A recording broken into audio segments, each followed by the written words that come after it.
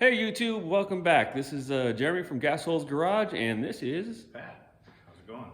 So anyway, we're back to working on our ImPORSCHEster, the 1974 Porsche 914 that we're putting a Honda K24 in. So we're going to give you a recap right now as to where we're at and what's going on. Okay, so here's where we're at so far. We've got the engine mocked up in place a little bit. The transmission is actually bolted to where it's supposed to be using the kit from Renegade Hybrids. Now, this kit actually sets the transmission back a couple of inches. If you look at the lineup between where the wheel would be and where the transmission axle would actually line up, it actually sits back a little bit. So it actually brings the engine back a little bit because this was designed for an LS, is what they did this kit for. Now, Not an LS, by the way. yeah, this is not an LS. We're putting the Honda K24 in. So it sits back a little bit farther. So we had to cut into the trunk space a little bit here and move that back a little bit, and we'll fabricate all that in later. Now, in future episodes, when we take this back apart, that's when we'll show you what it takes to actually, bolt all the transmission up and where it goes and how to fit it all together. We'll give you an in-depth on how to do that. But right now, we just bolted it real quick together so that we can show you how to, everything's bolted together right now so that we can figure out our engine mounts. Now, if you wanted to have the transmission forward, then you wouldn't have to probably cut in to this back piece right here. On a stock 914, you'd have a little bit more room in the front. No. Your firewall would be right about here. Well, you probably wouldn't have to cut into it as much as we did. Yeah. You have a little more room anyway, but you're gonna be doing some cutting, it looks like. Definitely. So what do you guys say, Pat? Not much. The motor's in, it's almost in its final spot. We have to straighten it out. It's in. It's almost level, left the front a little high because the motor mounts it's gonna sag a little bit. It needs to go that way, about 2 inches, to be perfectly straight and in line and get our CV axles lined up and everything. And that's what we're gonna be working on today. We're gonna get the motor straightened out, lined up where it needs to be, and start making the motor mounts. Hopefully finish them. Sounds good. All right, here we are again, a new day. On the last video you saw, we were getting ready to make the motor mounts. What we did is the original 914 mounts, the way the motor mounts, we're gonna run with that. You see the little tabs hanging down, and you see the 1x3 bar going across. That's how we connected them. It's just a standard 120 wall 1x3 piece of tubing, square or rectangle tubing, I guess you call it.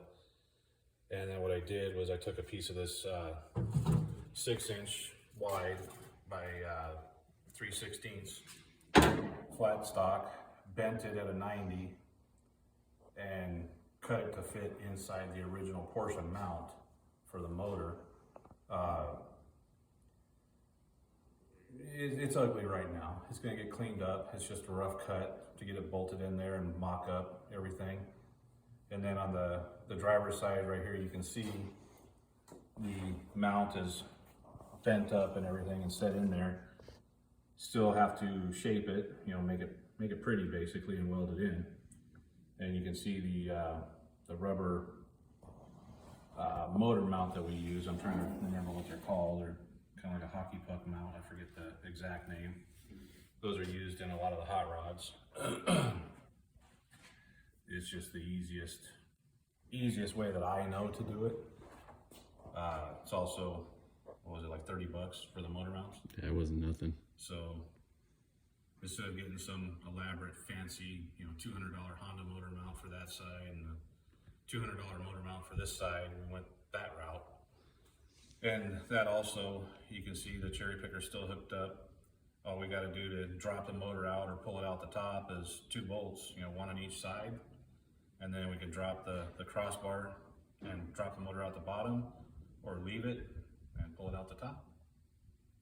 It's that simple. And then today, we're gonna do the same thing on the driver's side. Hopefully, Passenger side. Or passenger side, yeah. Hopefully get that done. And like I said, you know, cut them out, you know, make it a nice flowing shape, tack it in, pull everything out and finish weld it, put some gussets on it, make it look nice, and it's definitely gonna be strong. It'll take the power. Now, originally, we actually had the 1x3 facing up and down. Why did we change that, Pat? Because it was hanging down about 2.5 inches below the car, which might be an issue if we run the ground clearance we're thinking about running. Which is nothing. Yeah, so now with it sideways like that, it's even with the floor, and that's also the lowest thing on the car right now. The floor will hit, or the crossbar for the motor mount will hit before anything else can hit. It should be good protection for the oil pan and the transmission and all that. And you know, it'd be pretty hard to hit any of that being that close to the tire, unless it was something you went over dead center sticking up. But yeah, it's all for ground clearance. All right, well, back to work.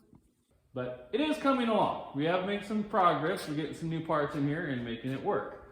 Last week, I spent my whole day tearing apart the front suspension on this thing. Now, turns out that the front suspension that was on this wasn't actually 914. All this stuff is actually either early 911 or early 912. So all the parts that I actually bought don't work for it.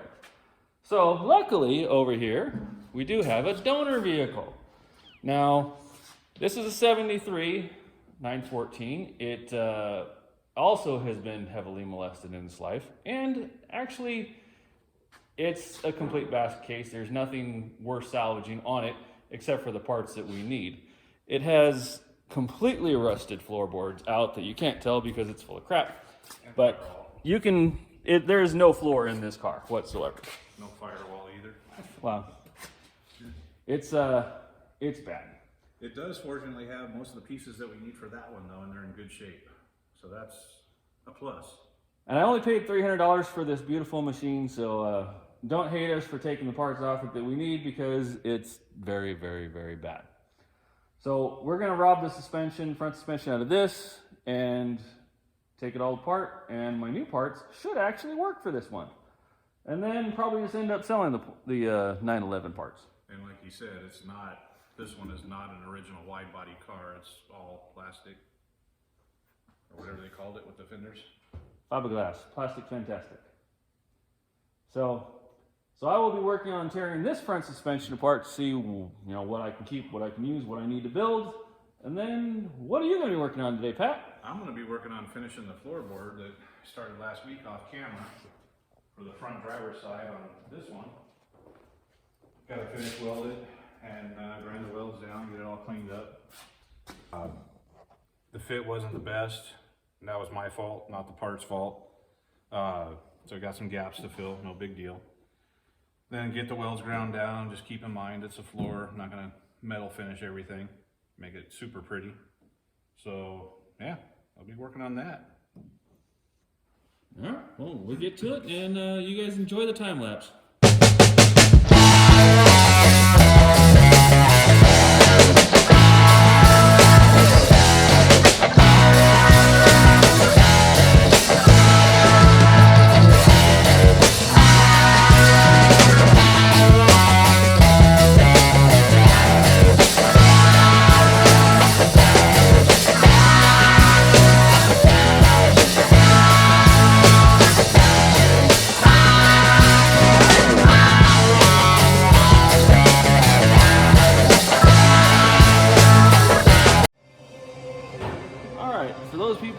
That we're destroying a good car, this gives you an idea of exactly how bad this thing is. I mean, there's absolutely no floor.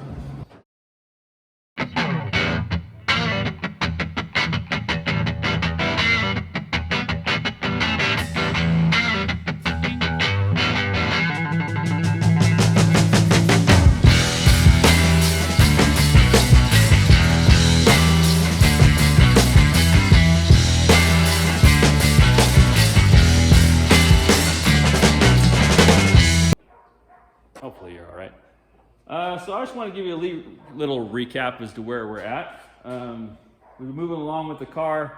Not a whole lot to film, unfortunately, because it's all stuff you've already seen. However, this is going to be a safety moment. I'm going to put someone on the spot here. Sometimes things don't always go as planned, and that was definitely last week. And unfortunately, we weren't filming at the time. Now, it's just because it's boring stuff. I actually, was underneath the dash, and there's a bunch of something's poop just fell all over me. I wish I would have had that on film. But last week, Pat decided to do something that I figured we should tell you about. So to do this project, to push the bearings in, we actually need a shop press. So we go, and I buy it, and with Pat's money, thank God, and bring it in here. So what happened with that, Pat? Oh, everything was going good. Got it mostly together, and there was a couple zip ties that needed to be cut. So instead of doing the smart thing and going and grabbing a pair of cutters, I used my pocket knife. Well, turned out that zip tie was rather tough, and the knife was rather sharp. And the old saying, cut towards your buddy, not your belly. Well, I got a little dyslexic.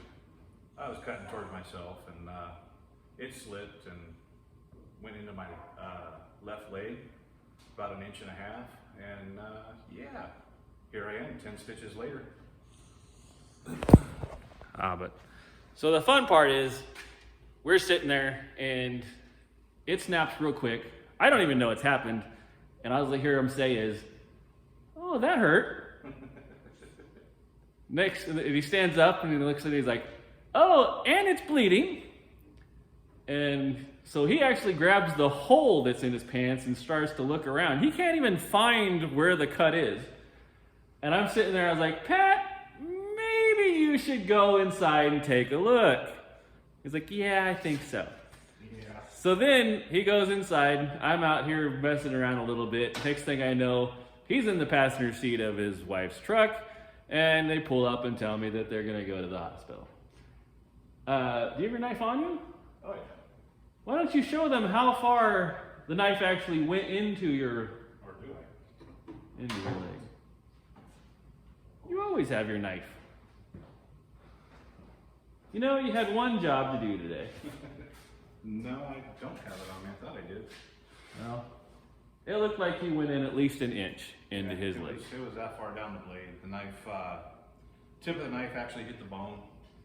And yeah, apparently something I didn't know that most people probably don't is if the bone gets scratched or chipped in the process, it severely increases the chance for infection. So yeah, they had to do x-rays too to make sure the bone wasn't chipped, which it wasn't. Yeah, good times. So, don't do that at home, kids. Yeah. Cut away. Don't be lazy. Get up and get a pair of cutters and cut it. Anyway, so change that. All right, so where are we at with the car, Pat? Mostly just finishing up a bunch of small projects. You got most of the floor in and mostly welded. Just got to finish welding up some stuff. Motors in, mounted for the most part. That's where it's going to live from now on. Oh yeah, you showing them the patch over there. I was just playing around a couple weeks ago and patching up a rust hole that kept growing, so ended up turning into a nice big patch. So what's with the crossbar up front? Which one? That one. This one? Yeah, because they don't know that. That's just a brace for the motor mount. We had to, instead of putting the 1x3 motor mount bar this way, which would hang a little bit too low, we had to lay it flat, which is not nearly as strong with it flat. So we laid it down and we had to put a brace in just to be safe. And there may be more bracing going on. I'm sure there will be. To be safe, I thought we were safety third. Fourth. But it really You proved that by stabbing yourself. really sucks when your motor falls out. Yeah, I do appreciate you stabbing yourself for our entertainment. So yeah, that brace down there, that's just a precautionary like I said, there'll be more. Kind of waiting to get the firewall or whatever you call it on this thing done. We're debating moving that back a little bit because Jeremy, who's going to be driving this thing, is what, 6'3"? 6'2". And they didn't make cars for people that tall back then. So he doesn't look like Big Bird in a convertible. We're probably going to move the firewall back, and that way he can actually fit in the car a little better.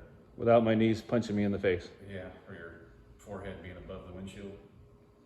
Fun stuff. Yeah. All right, well. Oh, we also took the rear suspension off to start getting that squared away. And the front. Suspension's completely out. Getting it taken apart, torn apart. We'll be painting that pretty quickly. And may or may not show you the custom paint while I'm doing it on it. I don't know yet. So it should look pretty slick. But today's just going to be a lot of more humdrum stuff. So not a whole lot of filming going on today, but just wanted to give you a recap of where we're at. So have a nice day and peace. Thanks for watching. Don't forget to like, share, and subscribe. Say again. Don't forget to like, share, and subscribe. Absolutely. All right, peace. All right, that's the end of this day. Please like, tag, share, follow, subscribe, and if you can, give money to St. Jude. Peace out. Have a good day.